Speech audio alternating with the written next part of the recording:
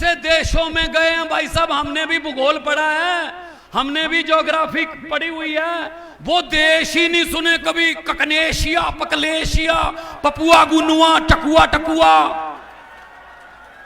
अरे यार कहां जा रहे हो भाई, हमें तो बता दो कहां जा रहे हो। अरे मेरे देश के वारिसों, अब तो लाल किले के कबूतरों को भी भाषण याद हो गए होंगे। अगर हमारी किस्मत नहीं बदल सकते, भाषण तो बदल लो यार। अरे हुकूमत वो करते हैं जिनका दिलों पर राज होता है, हुकूमत वो करते हैं जिनका दिलों पर राज होता है। यूं कहने को तो मुर्गे के सर पे भी ताज होता है। भाई साहब ऐसा जोड़ा नाता। कहता मैं जब दूसरी तीसरी क्लास में पढ़ता था, पढ़ाई में कमजोर था, इसलिए हर मैडम और हर टीचर मुझे यही कहते थे, अब आप इस रो में बैठिए, अब इस रो में बैठिए, अब इस रो में आ जाइए। इसरो से मेरा पुराना नाता है। इनके कच्चे चिट्ठे पड़े हैं हमारे पास, मैं और बेनीवाल नहीं डरते इनसे।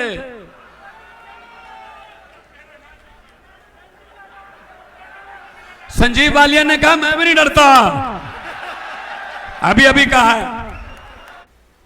जो किसान समाज है वो देश का अन्नदाता माना जाता है। और दाता कौन होता है? जो बांटता है, जो बांटता है, किसी को भूखे नहीं रहने देता, अन्नदाता कहलाता है।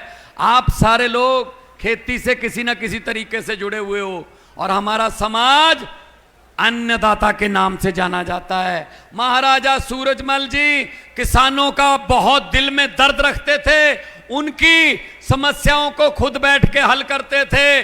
1706 से लेके 1707 से लेके 1763 तक उनका शासन था। भाई साहब शासन कहां तक था?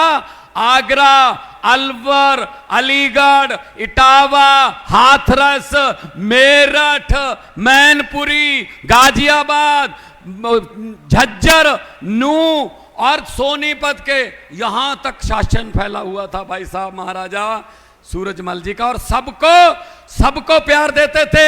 उनका कहना था कि मानवता ही मनुष्य का सबसे बड़ा धर्म है। इतने बड़े सेकुलर राजा थे महाराजा सूरजमल जी, जिनकी प्रतिमा लग रही। इन नेताओं ने अपनी मूर्तियां लगा ली, जीते जी अपनी मूर्तियां लगा ली, लेकिन हम जो देश के लिए कुछ कर गए, जिनका जो अंग्रेजों से लड़ गए भिड़ गए, उनकी मूर्तियां भूल गए भाई साहब।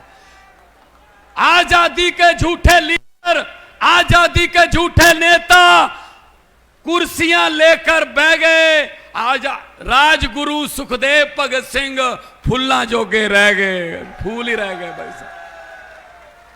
ये अपनी मूर्तियां लगा लेते हैं। मैं कहना चाहता हूं हमारे देश के वारिसों को कि मेरे देश के वारिसों, हर 15 अगस्त को क्या होता है?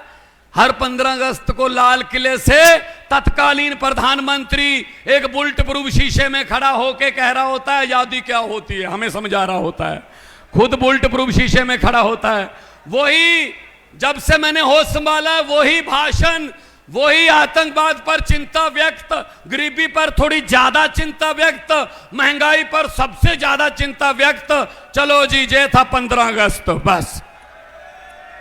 अरे मेरे देश के वारिसों, अब तो लाल किले के कबूतरों को भी भाषण याद हो गए होंगे। अगर हमारी किस्मत नहीं बदल सकते, भाषण तो बदल लो यार। भाषण तो कोई नया रख लो। भाषण भी सेम ही चल रहा है, क्योंकि बारी बारी आते हैं, 5 साल तू, 5 साल मैं आ गया, मैं तुझे कुछ नहीं कहूंगा, तू आ गया, तू मुझे कुछ मत कहना। चल गई बारी, चली गई बारी, चल रही। और बेनीवाल जी सच बोलते हैं, इसीलिए आप उनको सुनने आते हैं जब पार्लियामेंट में बोलते हैं। मैं भी था, हमको टाइम कम मिलता था। एक बार क्या, ये समाज वो समाज, बड़ा दिन का डिबेट चल रही है, आधी रात होने वाली, 10 साढ़े 10 बज गए। मैंने कहा जी मैं भी बोलूंगा स्पीकर साहब। कहते छोटी पार्टियों के लिए टाइम नहीं है। मैंने कहा कोई बात नहीं, 30 सेकंड 30 सेकंड दे दो। वो बोले 30 सेकंड में क्या बोलेगा? मैंने कहा ठीक है 20 कर दो।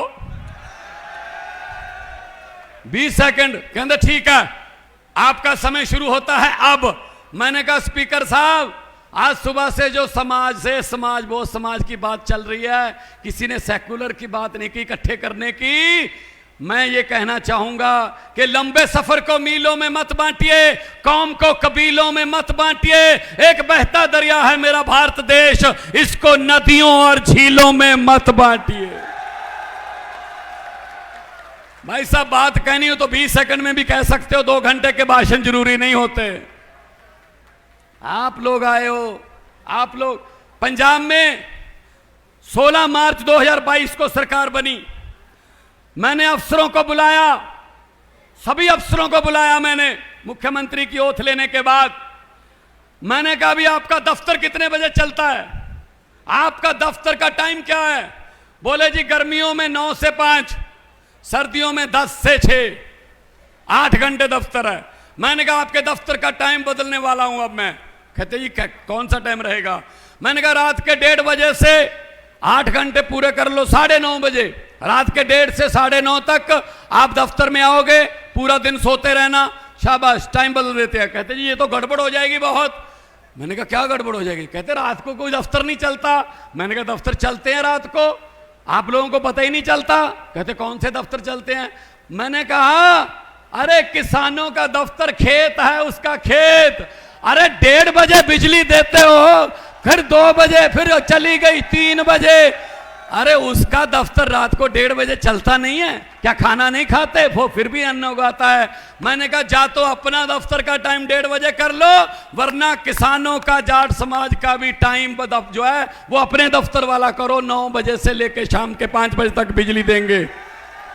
आज पंजाब में फोन करके पूछ लेना, रिश्तेदारियां होंगी, दोस्त मित्र होंगे आपके। सुबह 9 बजे बिजली आती है, बिजली बिल्कुल मुफ्त है जी, खेतों की बिजली का कोई बिल नहीं आता। सुबह 9 बजे जाते हैं, मोटर चलाते हैं, ट्यूबवेल चलाते हैं, शाम को 5 बजे बंद कर देते हैं कि ये कौन सा कुंभ का मेला है, कल फिर चला लेंगे, इसमें कौन सी बड़ी बात है। बिजली आम है, बिजली आम है। कारण नीयत सच्ची है, सच्ची नीयत से काम होते हैं भाई साहब, वरना यहां तो बहुत शासक आए। अरे हुकूमत वो करते हैं जिनका दिलों पर राज होता है, हुकूमत वो करते हैं जिनका दिलों पर राज होता है। यूं कहने को तो मुर्गे के सर पे भी ताज होता है। कहने की बातें तो बहुत है भाई साहब, अब नेताओं पर यकीन ही नहीं रहा, क्या करें, इन पर यकीन उठ गया हमारा। 80 साल हो गए देश को आजाद हुए, 80 साल, 80 साल हो गए देश को आजाद हुए भाई साहब।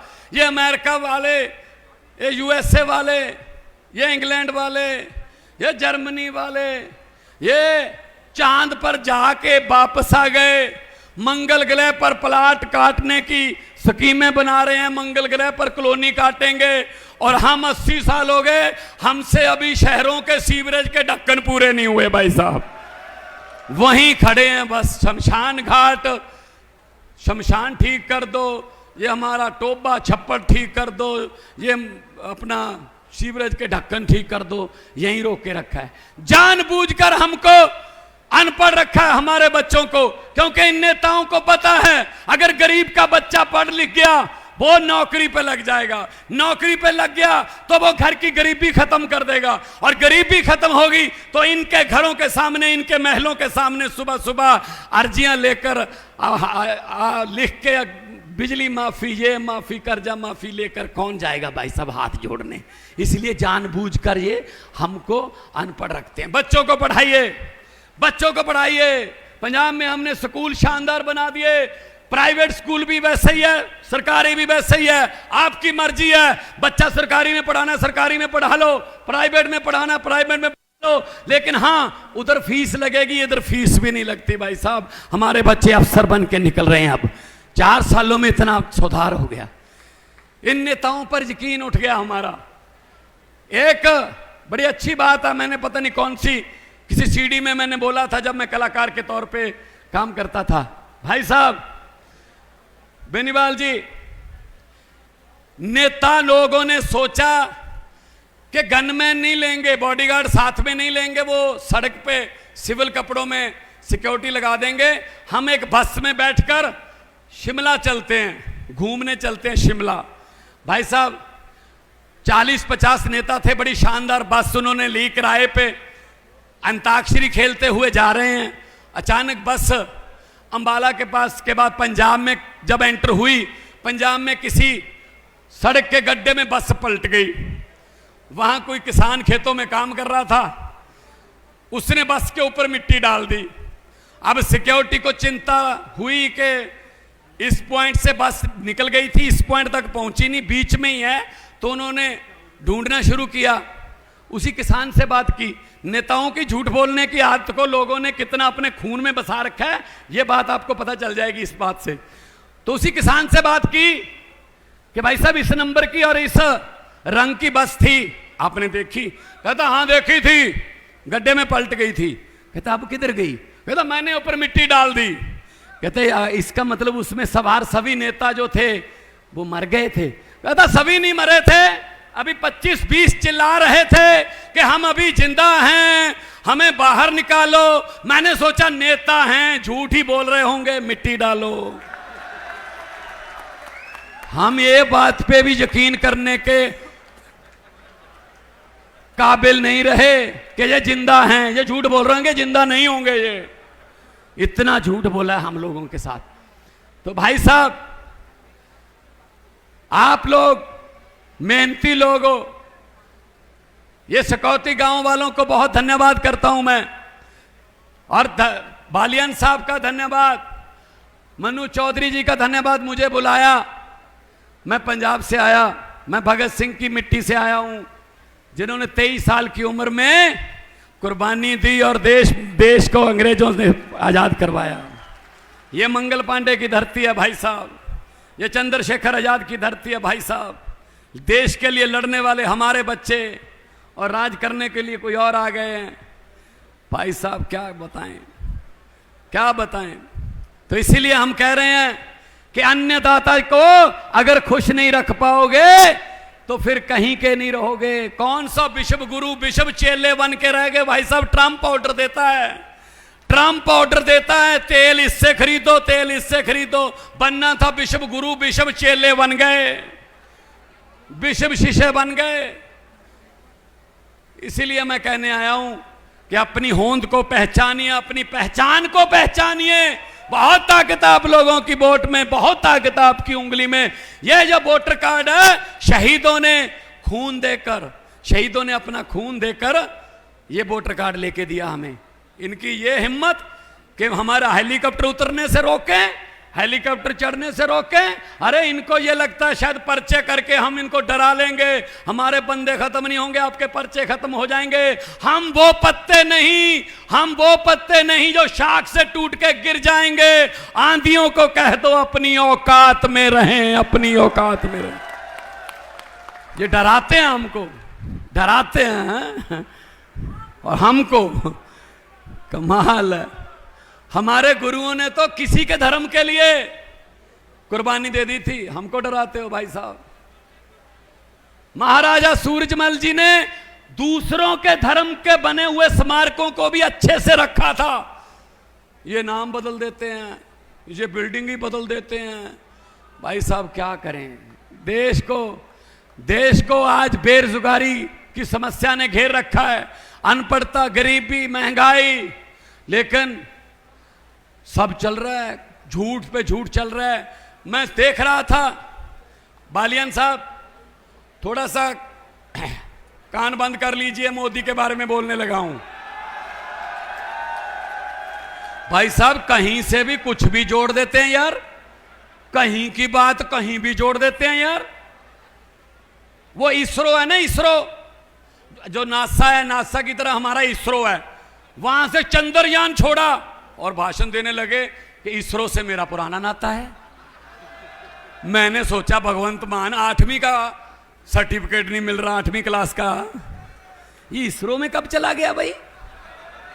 इसरो में तो साइंसदान होते हैं, विज्ञानी होते हैं, साइंटिस्ट होते हैं। मैंने कहा नाता कैसे जोड़ेगा? भाई साहब ऐसा जोड़ा नाता, कहता मैं जब 2री-3री क्लास में पढ़ता था, पढ़ाई में कमजोर था, इसीलिए हर मैडम और हर टीचर मुझे यही कहते थे, अब आप इसरो में बैठिए, अब इसरो में बैठिए, अब इसरो में आ जाइए। इसरो से मेरा पुराना नाता है। कर लो बात भाई साहब, क्या करें, चल रहा है बस, क्या करें, देश की किस्मत है, चल रहा है। पता नहीं कौन कौन से देशों में गए हैं भाई साहब, हमने भी भूगोल पढ़ा है, हमने भी ज्योग्राफी पढ़ी हुई है, वो देश ही नहीं सुने कभी, ककनेशिया, पकलेशिया, पपुआ गुनुआ, टकुआ टकुआ। अरे यार कहां जा रहे हो भाई, हमें तो बता दो कहां जा रहे हो। विदेश नीति पूछने का हमें भी अच्छा, राज्य के मुख्यमंत्री हैं हम भी, हमें तो बता दो, कुछ वहां दोस्त मित्र होंगे तो आपको मिलके कोई काम वाम करवा लेंगे। ना जी, आज टकुआ पपुआ, आज पपुआ गिनुआ, और वहां का राष्ट्रीय अवार्ड मिल गया है। अच्छा जी, राष्ट्रीय अवार्ड मिल गया। वहां की आबादी कितनी है? कहते 9500। मैंने कहा इतने लोग तो हमारे यहाँ जेसीबी चल रही हो उसको देखने के लिए खड़े हो जाते हैं। वो जहां 140 करोड़ रहते हैं वहां रहो, जहां 140 करोड़ रहते हैं वहां रहो। 9500 से बात नहीं बनेगी मोदी जी, 9500 से बात नहीं बनेगी। सच्ची है ना? हाथ खड़े करके ताली बजा के बता दो, सारे हौसला बना दो। इनके कच्चे चिट्ठे पड़े हैं हमारे पास, मैं और बेनीवाल नहीं डरते इनसे।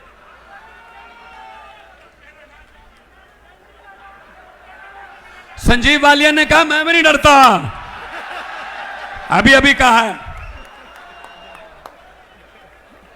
आज तो समाज के लोग बैठे हैं, अब तो सच बोल दो, पंचायत में झूठ नहीं बोलते, आज तो महापंचायत है।